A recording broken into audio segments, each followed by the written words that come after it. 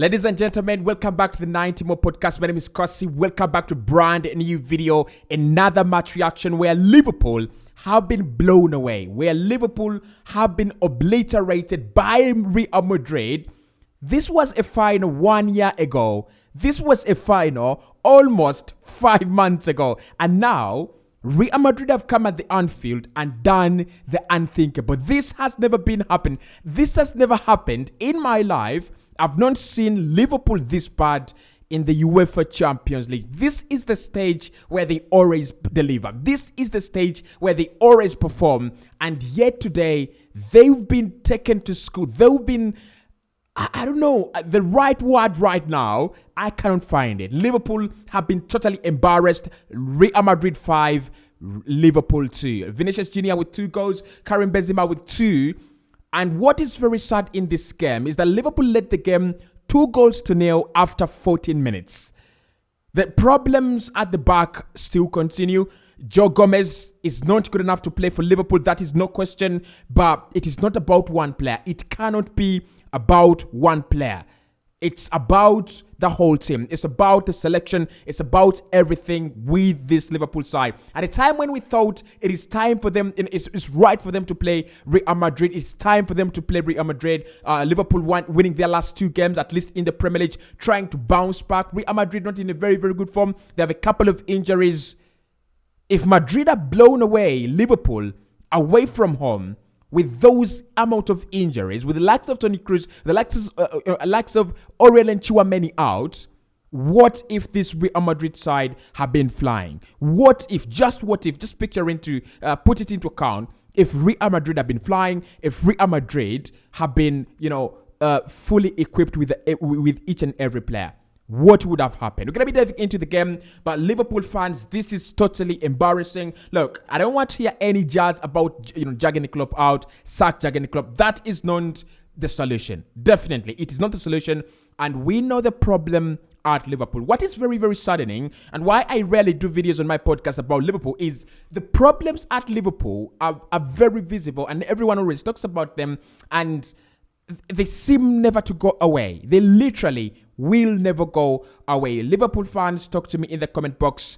Is this the end of it? Is this the end of your Champions League journey? Or could we see Liverpool making a turnaround and winning the game, at the Santiago Bernabeu, 3-0? It's very, very hard to ask of this Liverpool side, but that is what they need to do right about now. Now, this is how both teams set up. I thought really Liverpool went with a very strong lineup, and I really give Jurgen Klopp a lot of credit. Alisson in goal, Trent Alexander-Arnold, Robertson, Virgil van Dijk, Joe Gomez, who was later taken off, Jadon Henderson, Fabinho, Bastetic, Salah, Gakpo, and Darwin Núñez in a 4-3-3. Madrid also set up in a 4-3-3 with Thibaut Courtois back in goal, Alaba at left back, Rudiger at centre back, Eder Militao with a goal at centre back as well, and Dani Carvajal at right back. Valverde, Camavinga, who was absolutely brilliant.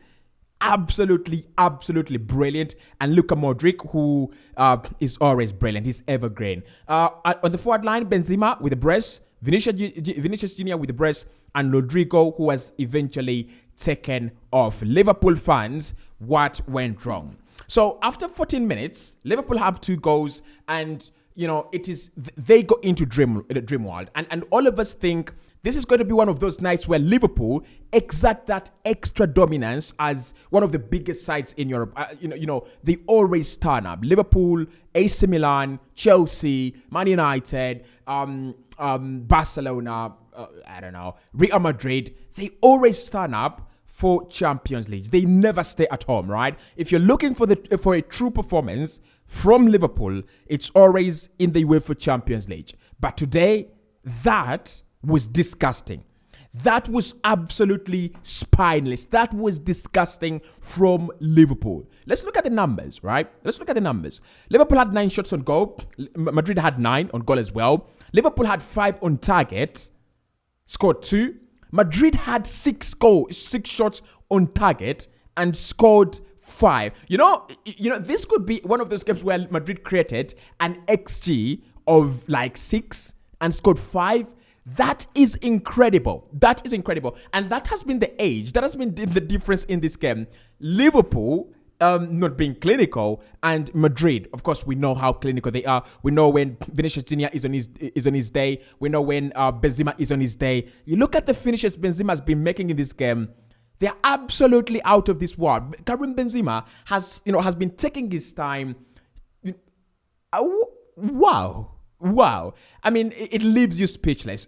Possession-wise, Liverpool will still feel like a team at home. 52% ball possession versus the 48. So it shows that it was really a balanced game. Liverpool didn't let it slide. 555 passes from Liverpool in total. 528 from Real Madrid in total. Still, it was a balanced game. Passing accuracy, both of them 85. Falls, both of them 9. So in all the other metrics of this game, it is tight. When you look at the results, when you look at the statistics of this game, all the metrics, it looks like Madrid came to match Liverpool toe-to-toe. Or Liverpool actually cancelled out Real Madrid in each and every statistic apart from the goals.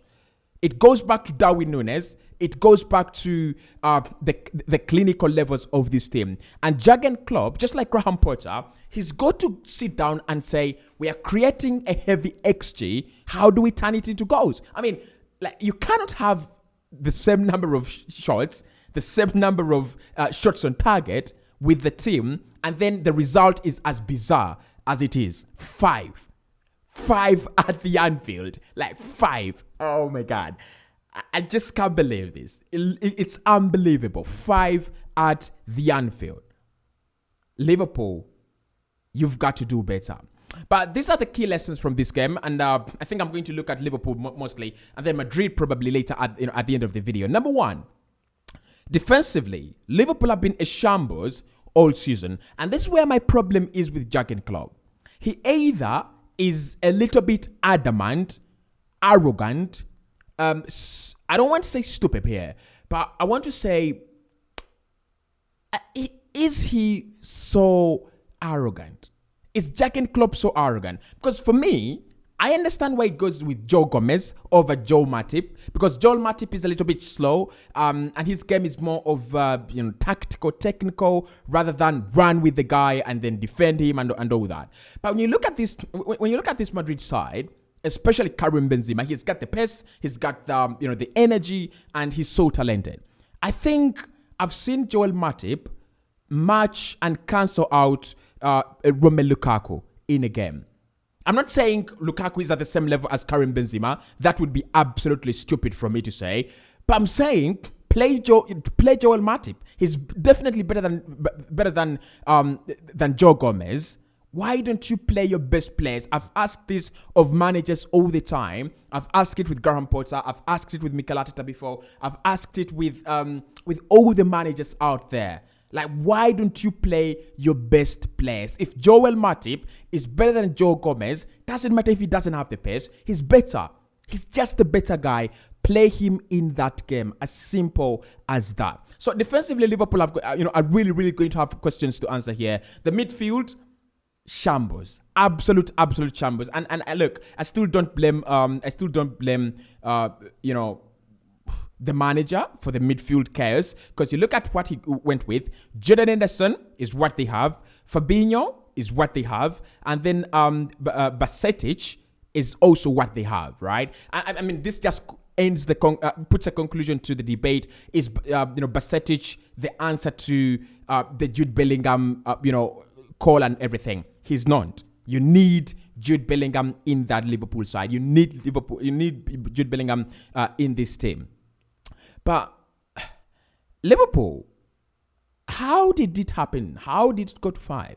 Like, Liverpool fans, how did it become 5? Yes, look, I think you are overpowered in midfield. There is no question. Defensively, Joe Gomez is a liability. Trent is a liability. So you had 2 defenders and no midfield at all. I mean, you've got to feel for Liverpool. You've got to really feel for Liverpool fans, because you have a manager that you cannot. You're even afraid to go sack him. Like, how do you go? He has got to go tonight.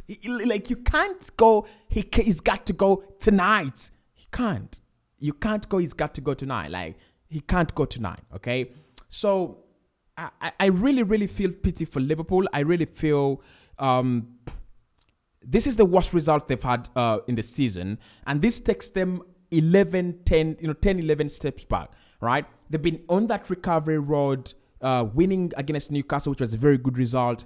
I think beating Everton in the Merseyside derby again 2-0, keeping clean sheets, which has been very, very good result. And they find themselves 15 minutes into a game, 2-0 up at the Anfield against Real Madrid. Real chance. But they couldn't hold on for the extra 80 minutes. They couldn't hold on for the extra 80 minutes, and they've been washed away just like a tsunami washes all the buildings of the show, washes everything in its way. This tie is pretty much done. It's pretty much done. There is nothing to talk about. There is nothing for us to talk about here. It's done. You can't go to the Santiago Bernabeu and turn it around. There is no way. There is absolutely no way. With that defense, with that way of managing games, with that way of game management, I reckon by halftime, Madrid will have already scored at the Santiago Bernabeu. And the moment Madrid score at the Bernabeu, it's over. And you cannot keep them out at the Santiago Bernabeu. So, with the Liverpool fans, all you have got to do right now is forget top four. You're going to be playing in the Europa League. Ooh. You're going to be playing in the Europa League next season. Like, I can't believe I'm saying this. My team is playing in the Europa League this season, and the Europa League is the worst competition you want to be in. It's shit. It's absolute shit. Like, I don't even like it. I want us to win it, but even if Arsenal don't win the competition, I wouldn't be fuming. But say Liverpool are going to be in the Europa League next season. And I think it comes at a time where they need it. It comes at a time where it's all they've got to do. I mean, you have nothing else. There is nothing else to fight for. They could fight for top four maybe after getting out of the UEFA Champions League, but I don't think they get top four. I don't think Liverpool get top four. Yes, we've heard about it. We've talked about it always. Liverpool are not getting top four. Not anywhere, in my opinion. They're not getting top four. Not anywhere. They're not anywhere close to getting top four. They're going to lose games. They will drop more points. They have Crystal Palace next. They could even drop points there. It means that whenever Liverpool are going to face a side that can bring the ball to them, bring any level of quality to them, whether they are at the Anfield or away from the Anfield, they're going to lose a game. And if you're conceding these magnitudes of goals, right, it's embarrassing and it's absolutely worrying. Because we've seen performances of Karim Mitoma tear this Liverpool side apart. You've not even played the likes of Marcus Rashford this season. When he's on fire. What about when Marcus Rashford is on fire? What about when Rashford gets to this Liverpool side right now? What will he do? We've already seen Napoli obliterate you this campaign. If I'm a Liverpool fan, honestly, I'll be trying to call the season off. I'll be praying that the season ends right now. 5-2. Oh my God. Look, I'm an Arsenal fan. We've gone through this. Like, Liverpool, I think, have beaten us 5 a couple of times. Manchester City have beaten us 5-6 a couple of times. And we also, conceded 8-2 against Manchester United. But this Liverpool side was competing for the title last campaign. This Liverpool side went toe-to-toe with Manchester City for the Premier League last campaign. This Liverpool side played every final there was to play last campaign. They were contenders for the quadruple. This Liverpool side was tipped to win the Premier League this season if Manchester City didn't. I don't know. I don't know what to say. I mean, it's one of those match reactions where I don't even want to go into the tactical part of it because I didn't understand what happened. It was just within the blink of an eye. And then I don't want to banter Liverpool because I've been there. I don't know. Just Liverpool fans talk to me. Liverpool fans talk to me. What happened today? What really happened? Like, you score 2 against Madrid in 14 minutes, and you can't even hang on until halftime. The goals Liverpool have conceded today are totally embarrassing. They lack everything you want in a team. passion, desire, enthusiasm, fight, style, heart. They lack everything. They are broken. They are purely broken. Talk to me in the comment section, guys. Talk to me in the comment section. I mean, I do have my team Arsenal this season. We are struggling to win silverware. But Liverpool, 1 or 2 signings doesn't fix this. I hope Liverpool realize 1 or 2 signings doesn't fix this. They have a lot to do. They have a lot to do. But otherwise, have a good night. I mean, Liverpool fans, sorry for that. Have a good night.